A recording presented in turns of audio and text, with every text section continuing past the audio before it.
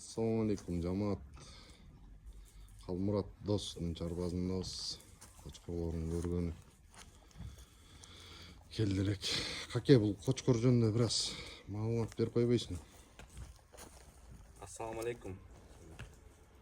Бул кочкор баярдын козусу 3 жаш болду буюрса. Эгистин түгөйү ушундай светлый карбоноз. 3 жыл иштеттик Кудайым буюрса. Жакшы төлдөрдөн алдык. Бул 3 жыл иштеткенде каке бул баярдын биринчи козулары кандай болуп калды бул? Эмир Жантайга баргандан кийинки биринчи козулар да. Эмир Жантайга баргандан кийинки баярдын 2 жашындагы козулар да, 1 жашындагы, 1,5 жашындагы. 1,5 жашында кошулуп. Анан 23 туулду да. Машалла. Бул кочкордун биринчи төлөлөрүнөн бизде да болгон. Манап деген кочкорубуз болгон бизде да. Ал да жакшы потомство берген. Ургачылары бар, жакшы бага сатылган дегендей. Мунун параметри кандай каке? Бою метр.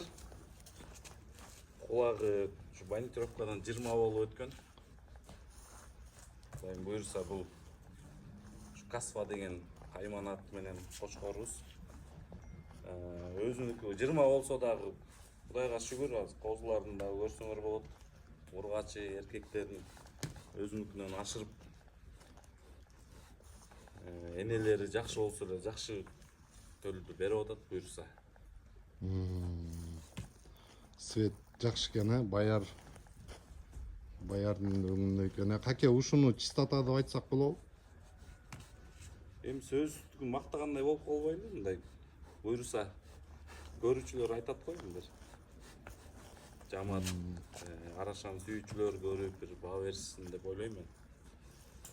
Азыр ошо арашан багуучулар көбүнчө ушул светке басым жазып атабы? Азыркы учурда ушул брендовый цвет болуп атат го эми. Машалла. Светло-рыжий. Бул жакканда 3 жыл иштетипсиң, эми сурагандар болсо баасы кандай болот? Эми баасын келиштирип эле беребиз буюрса. Башкаларга окшоп 50 миң, 100 миң доллар деп эми азыр баасы чынында арашандыкы ар кандай болуп атпайбы. Жакшы эле беребиз буюрса.